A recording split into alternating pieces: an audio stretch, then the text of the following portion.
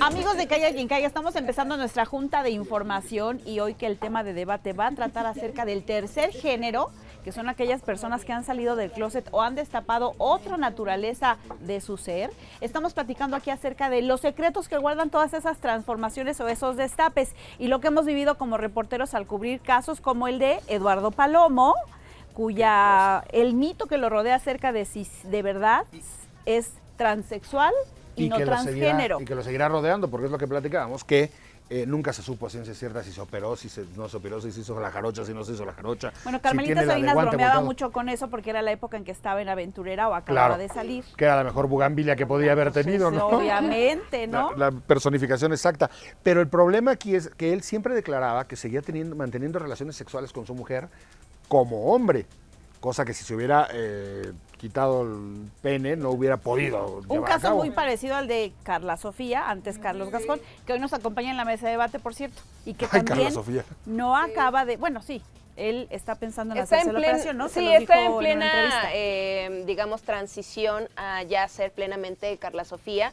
Desde el año pasado empezamos a notar, de hecho, no está aquí mi compañero Ricardo Manjarres, que empezó a seguirlo en las redes y nos decía, es que hay algo como que ya hay una transición a ser mujer. El cabello largo, sí, con piel aretes. distinta, sí. Totalmente. Y ahora con el lanzamiento de su más reciente libro, pues ya cuenta ahí toda esta transición a ser quien él siempre quiso ser, una mujer llamada Carla Sofía. Recientemente platicábamos con él y una compañera reportera le decía que si no le sobraba un poquito de él decía de panza y mi compañera reportera, bueno, pensaba que otra cosa, entendió mal. Un poco más abajo. Ajá, un poquito más abajo y él decía, no, todavía esa cirugía, todavía no me la hago, falta. Es que él hablaba, o ella hablaba acerca de que le sobraba tripa. Tripa, pero en España sí, es barriga. sí, claro. Y entonces la reportera se asustó y dijo, ¿cómo qué? ¿No? ¿Cómo? Algo Sí. así. Mira qué presumido, Pero, ¿no? Error de lenguaje. Sí, mi compañera dice, bueno, pero te vas a hacer esa cirugía. Y sí está pensando en hacerse esa cirugía, ya transformarse totalmente, bueno, ya ser totalmente Carla Sofía. Lo que pasa es que en España el servicio de salud, de financia. Sí, decides. cubre los gastos. Cubre esos gastos. Afortunadamente en España no hay ese problema como en México, que cuando alguien en México quiere hacer todo esta cirugía, el cambio de reasignación de sexo, pues aquí no es un asunto de salud pública. No es un asunto, aún. pero no. En España sí. Que debe ser un cambio difícil y una decisión muy complicada, porque yo conocí una persona que no se negaba a hacerse esa operación porque decía que pierden totalmente sensibilidad y pierden el placer sexual, ¿no? Pierden esas sensaciones. Pues misterios aún que la ciencia no delimita. Ella nos va a contar más adelante. Perdón, es que cuesta trabajo. Se parece más al personaje de María José ella. y José María de La Casa de las Flores, ¿no? Idéntico. Es Paco León. Esto genera también el debate porque es la situación del transgénero, el transexual, y los que realmente nada más se quieren ver como mujer o que sí quieren ser mujeres, o al revés, que los que se quieren sentir como hombre o quieren ser como hombre, como el nieto también de Kipi Casado, ¿no? Que bueno, es nieta y es un hombre. O sea, es impresionante también ya la transformación, porque uno no pensaría que fue mujer en algún momento. Y cada vez hay más vertientes. Bueno, sí. el debate está sobre la mesa a causa de la Miss España, ¿no? Claro. Que también mundialmente abrió toda esta Porque cuestión. Es todo otro tema. Y es un tema. Que no hay que olvidar el caso de Felipe Gil. Felicia Garza. Felicia Garza, que creo que fue en el espectáculo mexicano, marcó historia en cuanto a esa transformación. No solo por el nombre, sino porque es otra persona. Cuando tú lo entrevistabas como Felipe, era una persona totalmente seria, ¿no? Un señor. Ajá, y ahora... Es una señora. Sí, y es totalmente alegre. Yo lo que tengo que decir entusiasta. es que ese caso lo destapó Ventaneando y los entretelones los conocemos aquí porque él llegaba desde antes vestido de mujer a la Sociedad de Compositores y fue donde empezamos a enterarnos de que algo pasaba con Felipe Gil, que ya no era Felipe Gil. Pero fue muy drástico a diferencia de Palomo. Palomo, que empezó con un personaje, como que no se la terminabas de creer, ¿no? Sí. Decías, bueno, sí o no, sí o no. Y Felipe Gil dijo, pum, con permiso, Pero a partir de la entrevista de Ventaneando. La diferencia, por ejemplo, Palomo siempre a pesar de que se vestía de mujer, siempre se siguió viendo muy masculino. Muy tosco. y Felipe Gil, Felicia Garza, o sea, es más guapo de señora. Un maquillaje impresionante así, y también está Carla Sofía, también tacones, o sea, son estilizadas. ¿A mí me la creerías? ¿Usted qué opina? Nos cuesta trabajo todavía aceptar el cambio, nos cuesta trabajo acostumbrarnos, pero seguramente esto se irá normalizando, digamos, lo iremos viendo de manera más convencional, y por lo pronto nos preparamos para abordar el tema en la mesa de debate más adelante en Caiga Quien Caiga. Aquí comienza, por cierto, nos quedamos en la Junta platicando más del tema.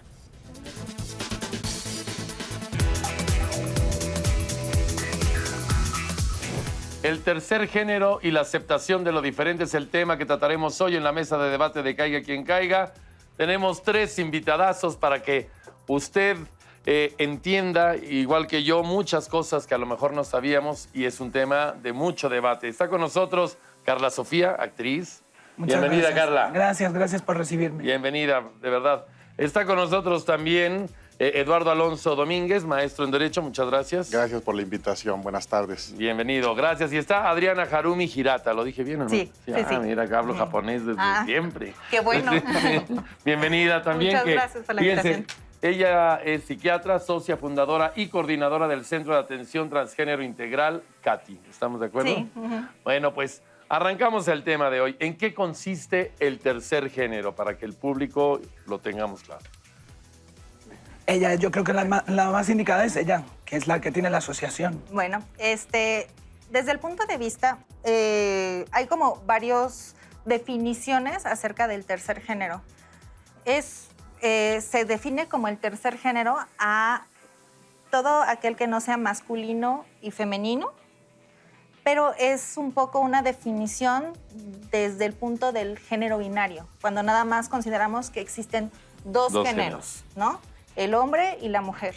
Y entonces aparece este tipo de definiciones diciendo, bueno, si no es hombre, mujer, es el tercer género. Realmente es algo que se está empezando a desechar justamente porque va desde el punto de vista del binarismo, de solamente existen estas dos cosas y entonces lo que excluya estas dos cosas, entonces va a otra, como a otro cajón, ¿no? Y realmente cuando nosotros vemos el paraguas de lo que es el transgénero o lo trans, hay muchas, se puede llamar... Es muy amplio el abanico. Exactamente. Están los dos espíritus, el tercer género, géneros no binarios, transgénero, transexuales, transvestis, pero al fin y al cabo habla de que el género no es un cajón donde podamos poner a las personas, sino más bien es parte de nuestra identidad, ¿no? Y la identidad es algo muy personal. Entonces, no sé. Si quieres que vaya un poco más allá en esto, yo tengo una teoría y es en la teoría de la evolución del ser humano. Y al final el ser humano va a llegar a un momento en el que no va a necesitar reproducirse entre dos personas. Quizás es una teoría mía un poco avanzada quizá en el tiempo, pero sí que creo que el ser humano va a un momento en el que no va a hacer falta estos dos géneros. En cualquier momento ya se pueden reproducir los seres humanos, aunque no está claro que lo hayan hecho, seguro que lo han hecho ya, porque si se pueden reproducir otros animales se puede hacer con seres humanos. Entonces, al final yo creo que vamos a evolucionar en este aspecto, tanto mentalmente como físicamente, y puede que sea simplemente un paso más. Es una teoría mía. A una persona que ha cambiado tal vez el sexo biológicamente con el que nació, ¿le ofende, por ejemplo, que se ocupe el tercer sexo como descripción? A mí sí me ofende muchas cosas, pero tampoco me molesto, ¿sabes? O sea, realmente cuando alguien acomoda su género a lo que ha sido, no le gusta que le llamen de otra manera o que le traten como algo que no es lo que es, ¿no? Porque claro, si has hecho todo un proceso para cambiar a lo que tú eras realmente, pues la verdad es que te digan que eres del tercer género o un alienígena, pues a mí me molesta, sí. Claro, por supuesto. Legalmente, ¿qué es lo que sucede? ¿Existe como tercer sexo o es un hombre y una mujer ante la ley?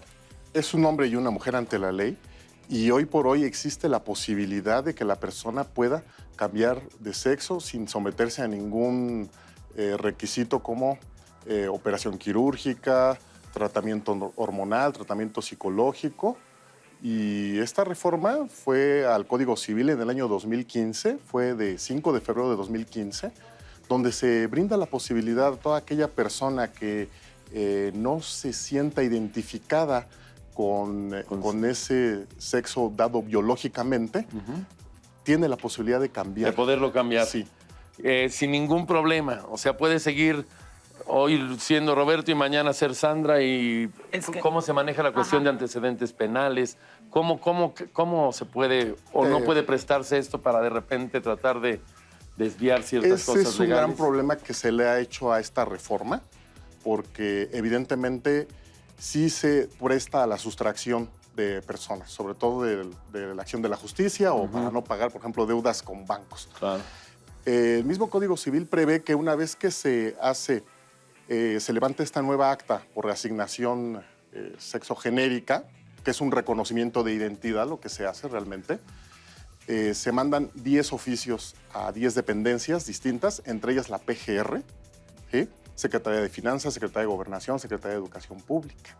Me comentaba personal del Registro Civil que cuando se da este procedimiento, inmediatamente la PGR les manda un oficio diciéndoles, oye, mándame los datos de esta persona porque quisiera saber por qué cambió de sexo.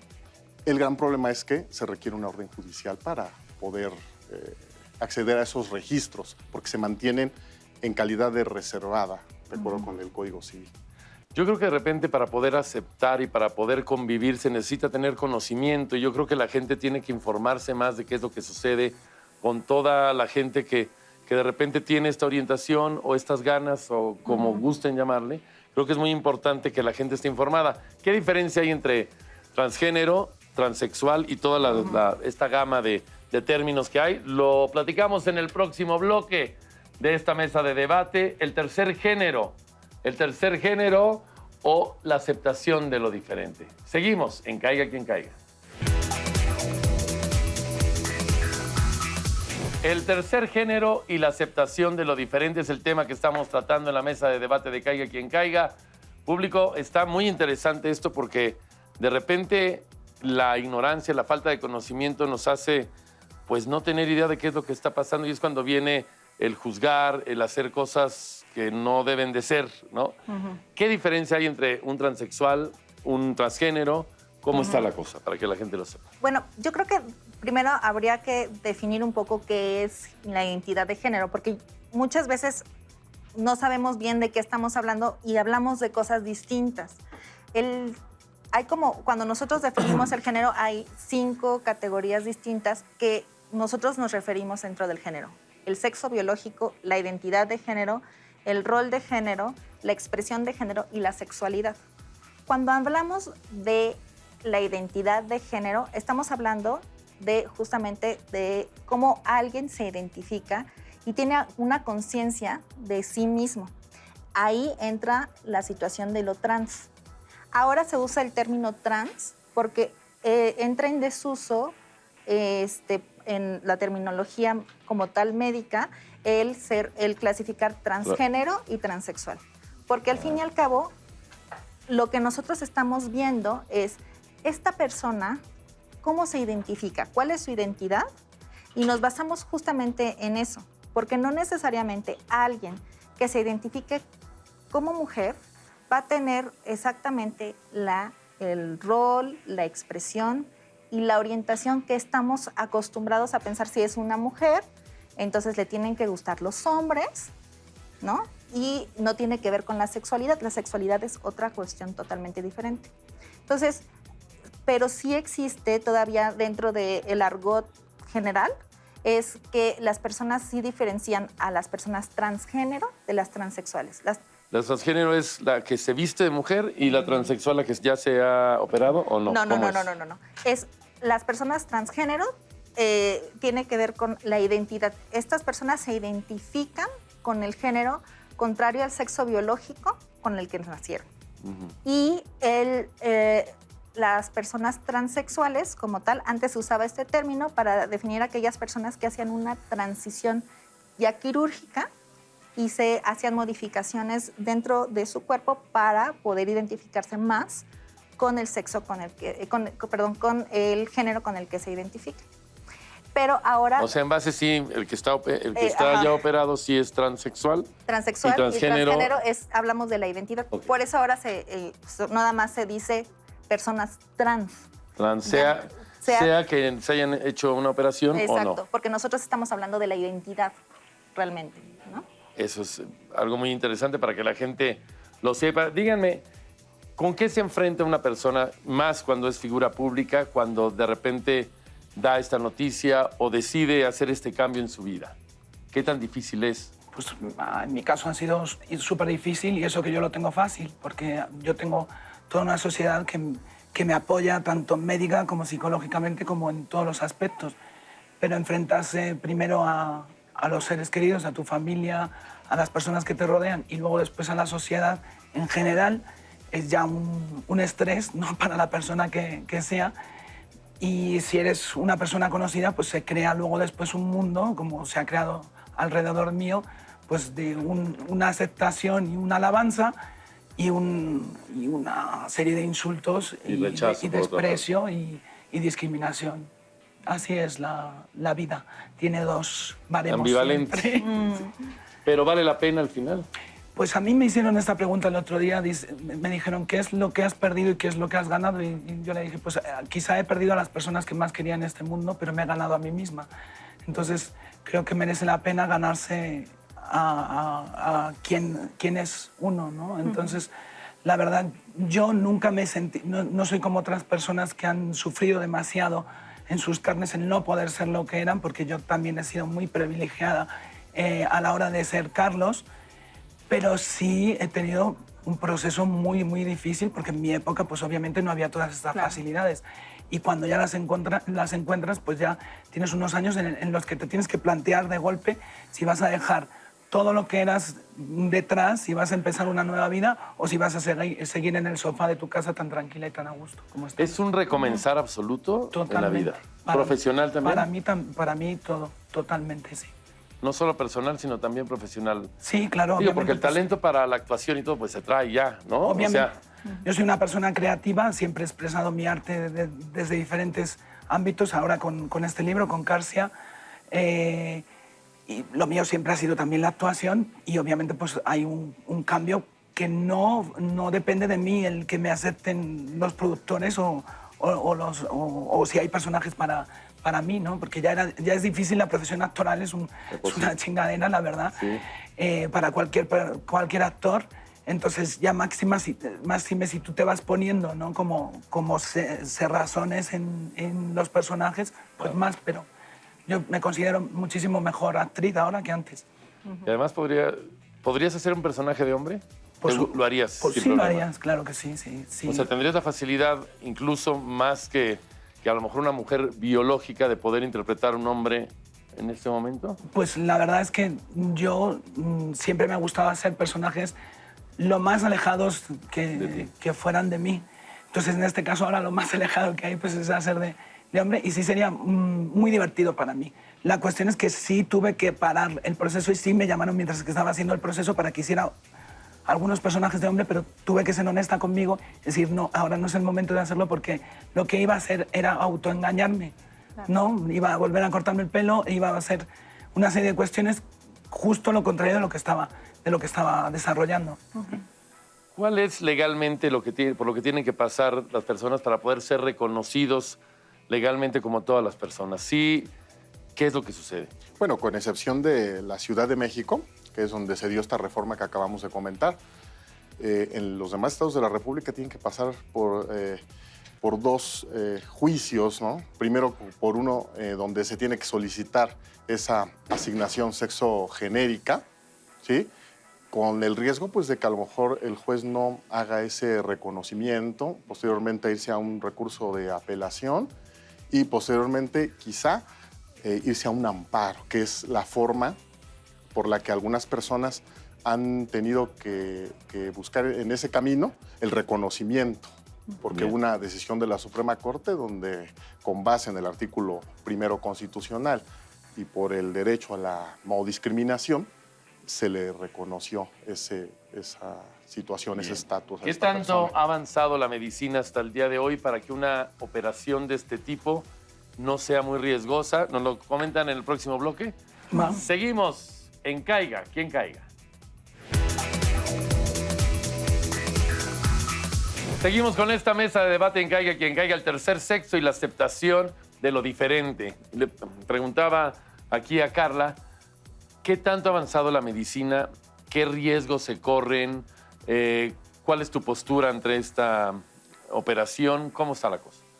Bueno, en realidad, obviamente, desde que yo tenía uso de razón, que son 4 años cuando yo me di cuenta de que quería o de que había algo que no cuadraba dentro de mí, pues han avanzado muchísimo las cosas. Ahora creo que las operaciones y la medicina está muy avanzada, y yo si hay algo que recomiende, de verdad, porque sí estábamos hablando antes, la psicóloga y yo, y es que la gente que no se automedique ni se autoinyecte cosas, porque de verdad hay que llevar un control médico muy estricto y está muy avanzado. A mí, en el endocrino mío siempre me decía, porque yo también decía, es que esto como que no avanza, ¿no? Como que hay un momento en el que hay como un momento de estancamiento en el que dices, no veo el proceso, estoy yo haciendo más que lo que me están haciendo sus pastillas, doctor. Claro. Entonces me decía, despacito, como la canción, ¿no? Entonces, porque sí que es verdad que te puede afectar muchísimo a muchas niveles, cosas, a muchos niveles. Entonces hay que tener muchísimo cuidado.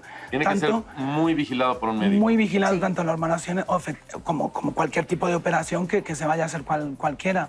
Y la verdad es que ahora mismo está muy avanzada la medicina y maravilloso. Tú sabes mejor, que tienes un equipo experto. Sí, de hecho,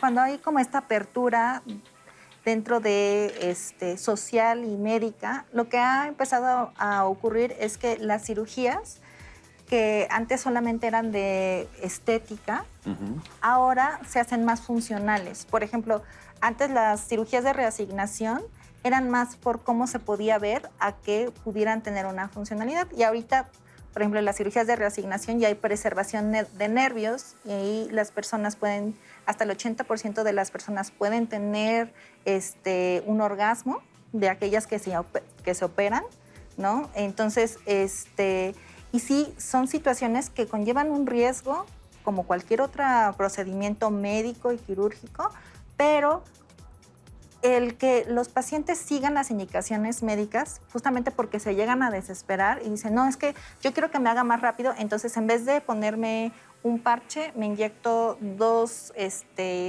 inyecciones cada 2 semanas.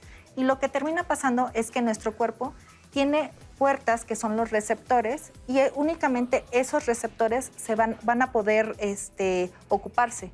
Si nosotros ocupamos mucha más hormona, lo que termina pasando es que ese exceso de hormona es el que conlleva el riesgos cardiovasculares, riesgos hepáticos, riesgos de trombosis.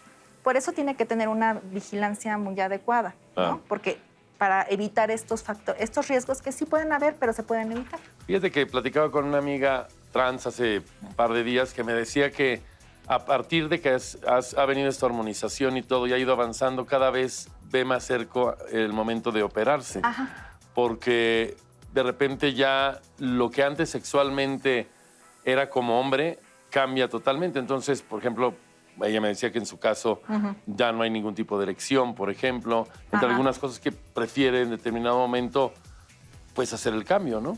Claro, porque vuelvo a lo mismo, la identidad no tiene que estar peleada con la sexualidad, ¿no? Claro. Porque tal vez si existen 2 mujeres y alguna de ellas tiene pene y le gusta penetrar, bueno, eso no está peleado, pues. Claro. No todas las personas que tienen una identidad cruzada quieren y desean una reasignación. Así es. ¿No? Entonces es como algo muy individualizado y tiene que ver con sus deseos y cómo ellos quieran transicionar, ¿no? Me imagino que tiene que haber una preparación psicológica en todos los casos, pero también me imagino que con la gente que nos rodea, ¿cómo ha sido en tu caso con la familia? Tienes una niña, ¿no? Sí, yo tengo una hija que va a cumplir 8 años. Bien. Y la verdad es que tengo que decirlo así de claro, los niños son las personas que menos prejuicios tienen en este mundo, Sí. solamente los que les van inculcando los mayores. Entonces, en nuestro caso, en mi familia, pues hemos tratado de llevar una criatura al mundo que estuviera lo suficientemente abierta como para entender todo tipo de cosas. Entonces, en mi caso, no tienen ningún problema de ningún tipo, ni siquiera en el colegio, ni con los amigos, ni con nadie, ni con nada, cosa que los mayores pues sí tienen constantemente, ¿no? Sí tienen ese conflicto.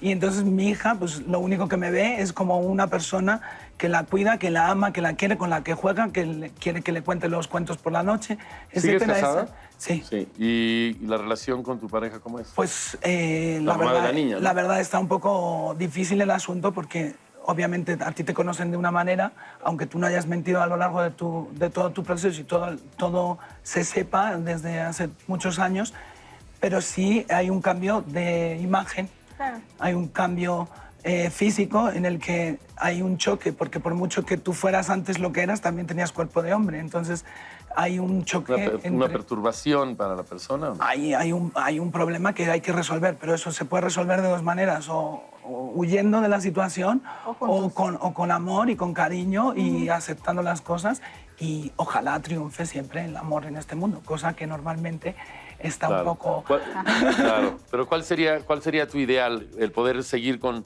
tu mujer y con la niña? Por supuesto, la verdad es yo... En familia.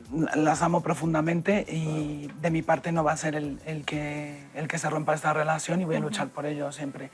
Aunque también he de reconocer que yo también he sido una bala perdida en bastantes ocasiones con muchas cosas y obviamente eso también me pasa factura, porque no solamente es una cosa, sino que pues, a lo mejor he tenido otras relaciones paralelas, etcétera, que no han gustado mucho. Entonces yo tengo un mundo, por eso está aquí este libro, vuelvo a repetir, que surge de todo un mundo, de todo un paradigma que me ocurrió hace unos años. Pero al final el amor y el querer estar presente creo que eso es lo más importante, ¿no? Yo creo que es lo que debe triunfar en este mundo. Así es. Me da pena que siempre triunfe la mente, pero el corazón es lo que debe de triunfar y lo que debe de imponerse. Perfecto, muy interesante. Gracias a nuestros invitados, gracias por esta mesa de debates, los agradecemos profundamente.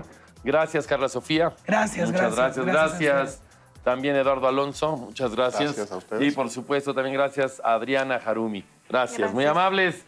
Señoras y señores, esto fue la mesa de debate de Caiga quien caiga.